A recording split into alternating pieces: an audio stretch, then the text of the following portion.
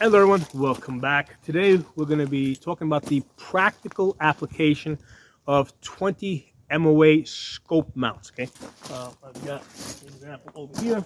If you look on this rifle, on the scope over here, you'll see it says 20 MOA. Okay, um, so before we get into that, we kind of need to understand how first focal plane scopes with high magnifications work. Okay, so if as you zoom in, the entire reticle gets enlarged. Okay, so you're zooming in not just on target, but also on the reticle.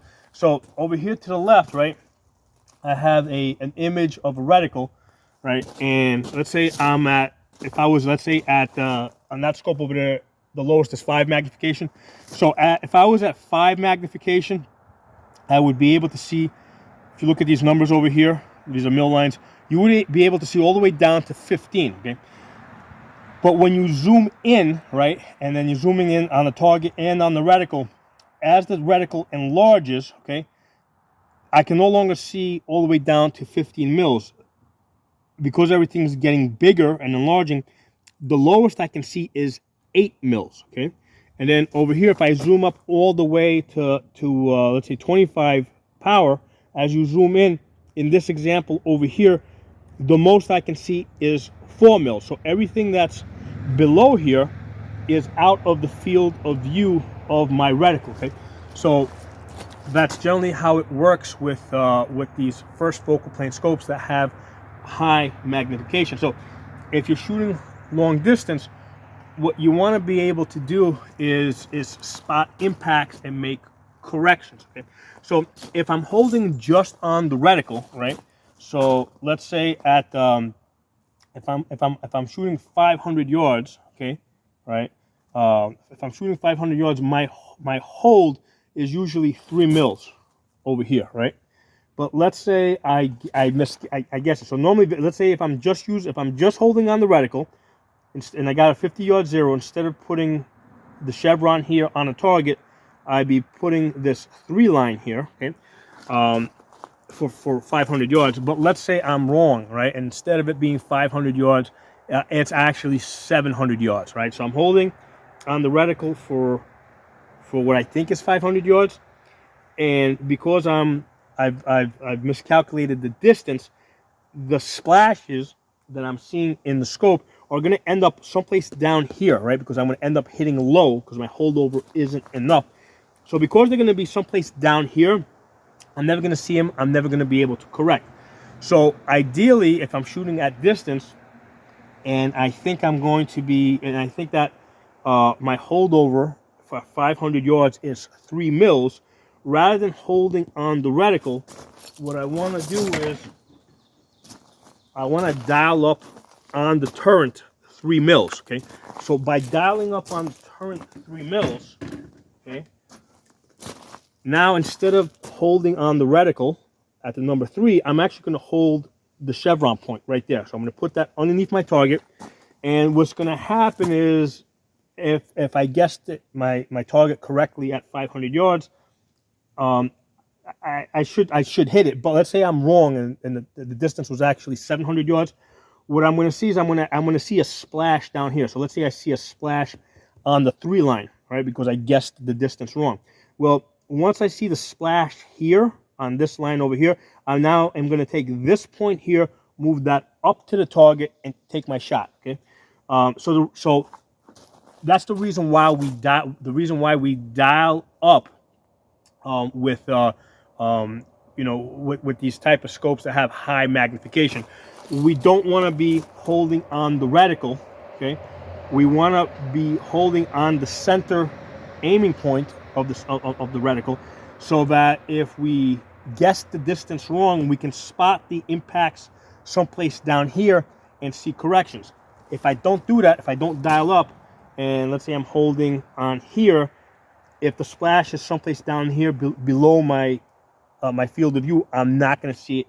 I'm not going to see the correction. Okay, so that's the reason why when we're shooting at distance, we generally dial up. That's not something that we're going to do in LPVO, right? Like LPVO, usually it's a set and forget. I'll get my 50-yard zero, and I just use the reticle However, for this, I'm generally not really shooting past, past 600 yards.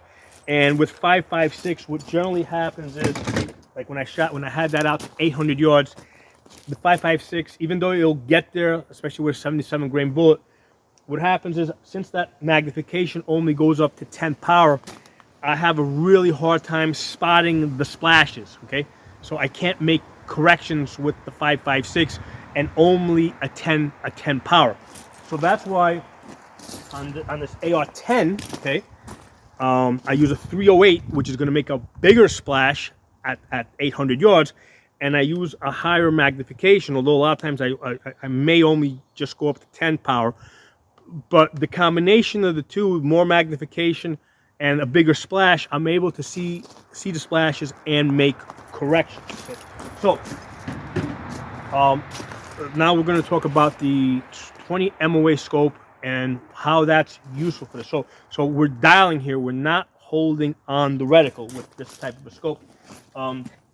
So if you've got like this scope over here, this is the primary arms 5 to 25 by 56.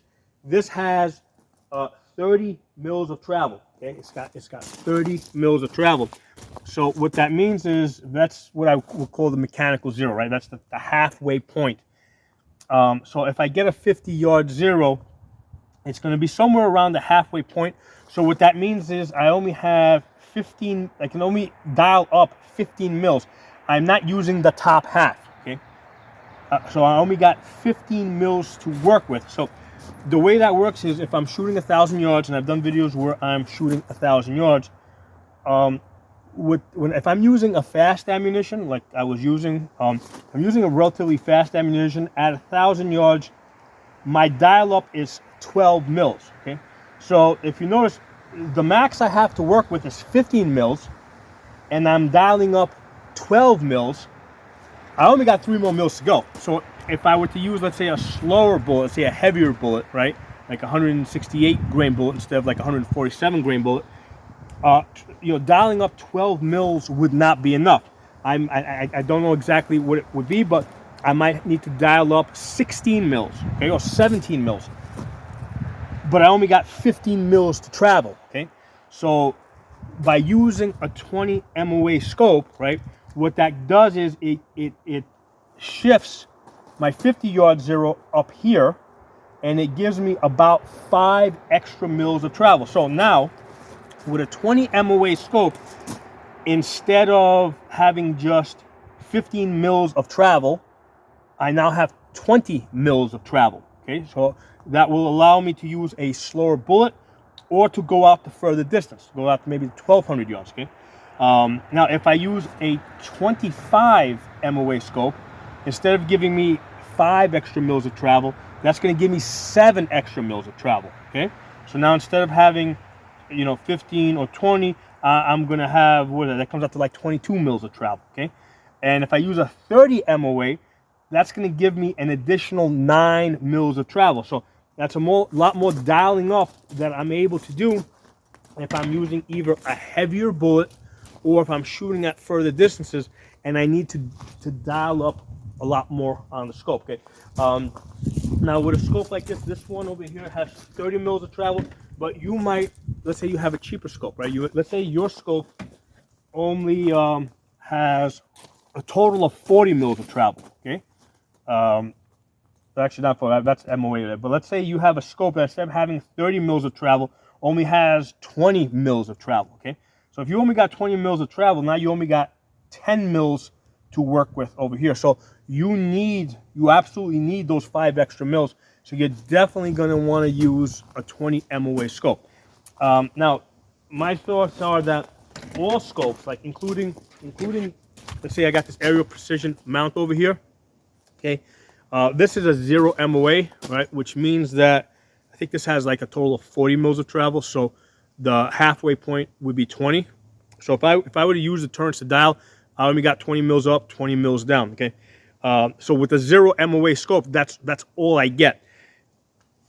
It would make sense for, let's say, Aerial Precision to make all their scopes 20 MOA because it doesn't hurt me in any way. Okay, I'm not losing anything. And even though this is not a scope that I'm going to dial up on, right? And the reason why I don't want to dial up on this scope is because it doesn't have a zero stop. And the problem is that when you start dialing up and you go, it's very easy to lose track. Because with this one, if I start rotating this, and especially if I go make a full rotation, it's very easy to kind of forget where you are. Okay, did I come all the way back around, or especially if you go, so it's really easy to forget where you are.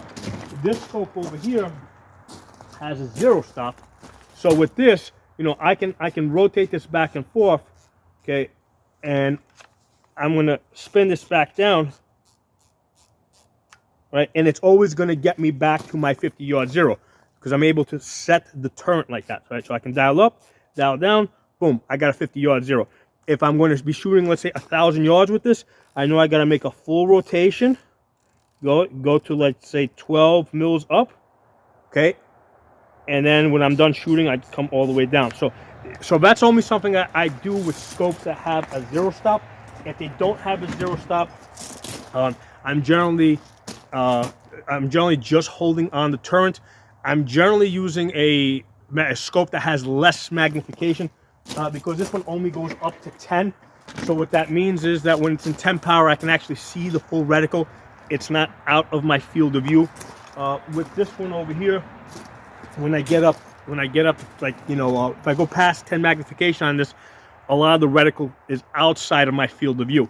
So I need to dial up so that when I'm zoomed in on the reticle, I have someplace down here where I can spot the impacts, right? So even at 1,000 yards, I want to be using the tip of the chevron here, not trying to hold someplace down here where it's, if I see if there's any splashes, might be built outside of my field of view. Okay, so that's why on a scope like this where you're dialing up, you always want to have a 20 MOA mount. You don't lose anything. It just gives you the ability to add more travel, right? So instead of using the mechanical halfway point for your 50-yard zero, your 100-yard zero, you get to use the upper portion of your turrets. Now, it sometimes gets a little confusing because even on mil scopes, a lot of times we're talking about MOA mounts. Okay, so over here I've got a scope that's in mils, but I got a 20 MOA mount. That's just an issue of like centimeters versus inches. Okay, 1 mil is 3.4 MOA. 2 mils is double that. 3 mils is triple that. Okay, so you're just multiplying and dividing back and forth by 3.4. So it doesn't matter if the mounts are quoted in MOA of 20 MOA, 25 MOA, or 30 MOA.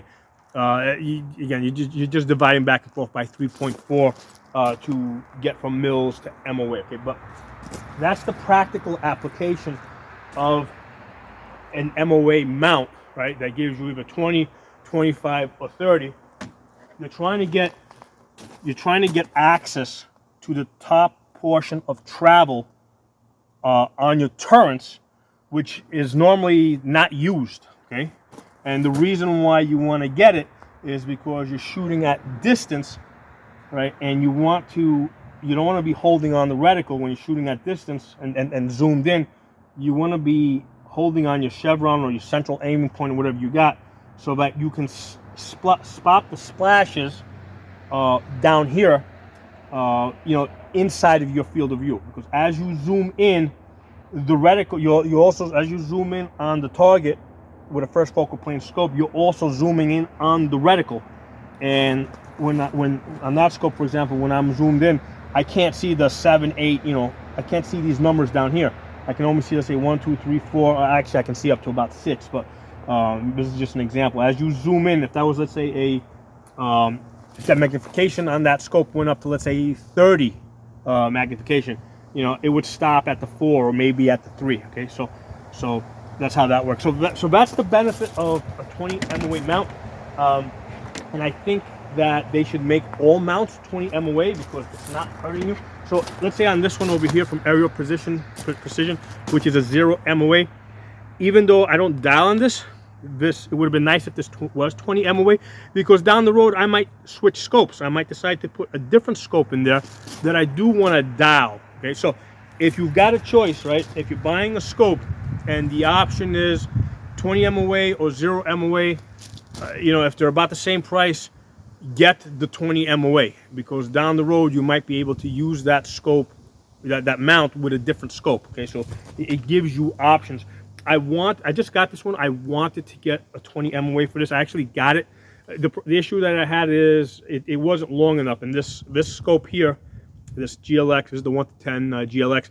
It's got a lot of, you know, basically there's a large distance here, and I needed to push this a lot further up, and I couldn't find a scope in the, like, up, you know, in the price in the price range I was looking for, of about $60, that I could push this far forward.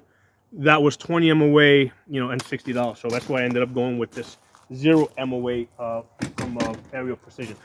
But now you understand the practical application of the 20 MOA mount. So if you got any questions, drop them in the comments. This is, you know, this can be a little complex, and if I need to, I'll do another video in the future, talk about it some more. Okay, talk to you all soon.